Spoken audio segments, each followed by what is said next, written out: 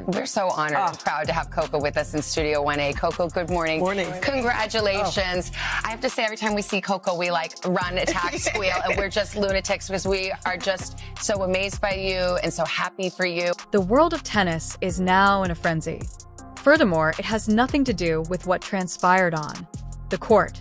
Sabalenka Aryna, one of the top players in women's tennis, is apparently not overly delighted after Coco Gauff was acknowledged as the youngest 2025 Player of the Year. Now, before we discuss what's actually, let's be clear about what is happening here. This isn't your normal tennis rivalry. This has to do with rewards, acknowledgement, as well as what occurs when two of the most well-known figures in the sport discover oneself on opposing sides of an argument. Fans and analysts are talking about it. Thus, what precisely transpired and why is Sabalenka so angry? First, let's discuss the fundamentals. Coco Gauff, who became 21 in March 2025, was designated as the youngest Player of the Year by a number of notable media outlets and tennis associations. Now, if you've been watching tennis, you are aware that Gauff has been extremely popular since she made a big impression at Wimbledon. In 2019, she was only 15 years old. Venus Williams was defeated by her in that year's opening round, and the tennis the world took notice right away, since she has now accumulated a number of noteworthy victories. Won her first Grand Slam championship at the 2023 US Open and founded herself as a representative of contemporary tennis. Put it to you this way. First of all, congratulations to Coco Gauff. She deserves it. I'm rooting for her. She's a champion now. I love it. It's a beautiful, beautiful thing. And she's been a great, great citizen and a great ambassador for the sport of tennis, and she's only going to get The prize itself honors young athletes who have significantly contributed to the sport in a year. It's intended to showcase up-and-coming talent and recognize players' accomplishments under a specific age limit. Gauff's 2025. It's been a good season. She arrived at the Australian Open semi-finals, got to the finals at Roland Garros, and won 3 WTA championships during the year. By most measures, those are achievements deserving of celebration. However, this is the point of complexity. The 27-year-old Aryna Sabalenka has perhaps had a year that was even great in terms of pure outcomes. She took home the third Australian Open for the first time in January, caught her second victory at the US Open in September, and concluded the year as the world's first place. According to close sources, she senses the spotlight on Sabalenka's team. Giving prizes based on age reduces the genuine on-court performance. Someone who is acquainted with the circumstances reportedly stated that Sabalenka thinks excellence in tennis should be rewarded, not birthdays. Let's add this now. Viewpoint. Sabalenka has been employed. Quite difficult to reach her current position. Since 2012, she has been on tour, grinding via challenger competitions and progressively moving up the rankings.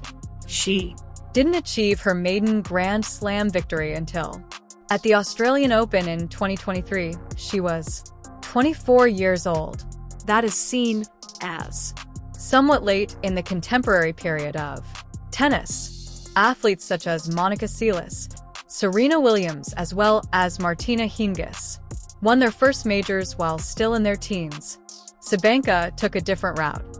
It was longer, more difficult, and more endurance.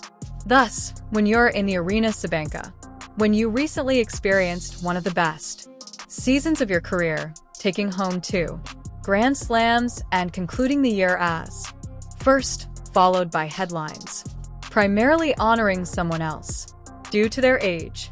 It makes sense why that could hurt. Not much.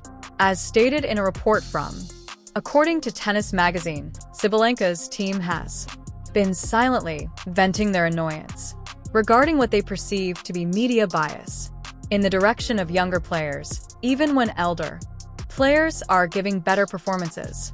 Level. However, let's examine Coco Gauff's aspect of this. She is already 21 years old, accomplished more than the majority of players in their whole professional lives. She has a great prize. Slam. She has been placed in the top 5. She has served as an American representative in worldwide competition, and she's completed all of this while keeping a degree of maturity and elegance that's even the most experienced tennis players were impressed. Observers. Following the US Open victory in, Gauff stated to reporters in 2023, "I don't play for honors or acknowledgement.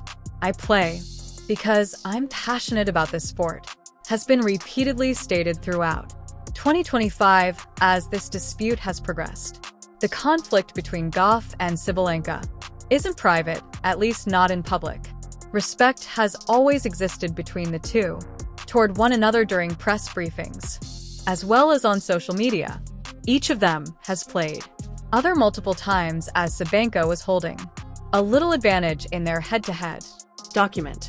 However, this circumstance reveals a greater problem with professional tennis. Something has been festering for many years. How? How much should age play a role in awards? Acknowledgement? For instance, in golf, there are prizes reserved especially for beginners and new players, although the primary participant in the person who performed receives the year's accolades, the greatest, regardless of age. When playing tennis, there is less clarity in the lines. The WTA has numerous honors such as Most Improved Player, the Year's Comeback Player, and, yes, prizes that honor young talent. However, when media outlets and tennis publications make their own prizes, the criteria can differ greatly. Recall to the tennis you watched as a child. Chris ever achieved her first Grand Slam victory at 18. At the age of 20, Bjorn Borg won his initial French Open. The game has always honored young champions, but there had a great deal of respect for the players who maintained brilliance over many years.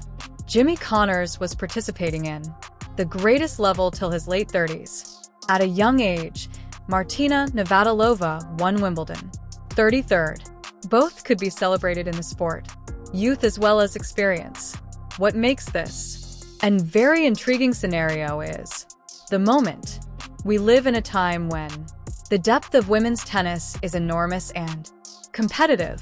You have youthful celebrities like Gauff, although there are players in their mid to late 20s such as Aryna and Sabalenka, Jessica Pegula and Rybakina engaging in some of the greatest tennis they've ever played. The story that tennis is merely thrilling. When teenagers succeed, it simply doesn't hold up any longer. As stated in a piece published in October in The Athletic, 2025 has seen a discernible change in the way tennis organizations think concerning these honors. Some are thinking about removing age-based classifications overall, whereas others are doubling down on them, claiming that acknowledging young talent is crucial for development, the sport, and drawing in new supporters. Sabalenka subtly addressed the media regarding this subject following the US victory. September is when it opens, although she didn't mention Gauff by name or have a conversation. She did mention honors in particular, something that drew people's attention. Focus. Reporters were informed by her. I'm happy of my accomplishments at the age of 27. Not everyone reaches their best at age 18 or 20, and that's all right. Some of us require more time to solve problems, but once we do, we're equally deserving of praise. Statement was commonly perceived as in response to the current conversation regarding age and tennis accomplishments. Sports Illustrated soon published an opinion piece following the case's title for celebration, Superior Performance Compared to Potential, which analyzed Sabalenka's professional development and maintained that her route to achievement slower was equally valuable as the teenage sensations who make news. This is something to think about when We pay a lot of attention to how young someone is. When they do anything, we may be unintentionally putting strain on. That is detrimental to the sport. Jennifer. At 16, Capriati won an Olympic gold medal. Grand Slam aged 15, but then had difficulties with personal problems and burnout. All through her 20s, the anticipated applied to young athletes can be overpowering. Maria Sharapova said regarding this in her memoirs, summarizing the 17-year-old Wimbledon victory, increased the amount of pressure she wasn't ready to manage. Sabalenka's annoyance, if the reports are correct, but perhaps not as much about Coco Gauff, particularly and in greater detail about a system that appears to undervalue long-term superiority in favor of early accomplishment in a sport where professions can endure for 15 or 20 years. Does that make sense to offer particular recognition based on mainly on a person's youth? Or should the emphasis be on who performed the best tennis ever? The WTA has attempted to remain impartial on this controversy. In a declaration made public in, a spokesman stated in late October, "We honor each and every one of our players' accomplishments. Excellence requires a lot of forms, and we're pleased to acknowledge both new talent and well-established champions." That's about as tactful as it understands, but it doesn't truly address the fundamental problem. What's also, fans' reactions are intriguing. The tennis community on social media is divided. Younger supporters typically favor the concept of prizes that honor rising stars, but older fans frequently say dissatisfaction with what they perceive as an fixation with youth rather than success. A Twitter conversation that gained popularity early in November, tennis enthusiasts were over 50 people expressing their thoughts to numerous, showing compassion for Sabalenka's perspective. One person wrote, "I've spent 40 years watching tennis. Since when did we begin distributing awards for youthful participation? For a moment, let's discuss numbers since they convey a significant portion of this story." Sabalenka won 52 games in 2025. Gauff won 47 games and lost 12. Sabalenka won 2 Grand Slams and lost 15. Gauff made it to 2 Grand Slam finals but didn't triumph either. Sabalenka obtained the award is almost $15 million. Gauff made almost $8 million. Nearly all quantifiable statistics. The year was better for Sabalenka, but Gauff is 21, and in the contemporary sports media scenery, youth is an engaging tale.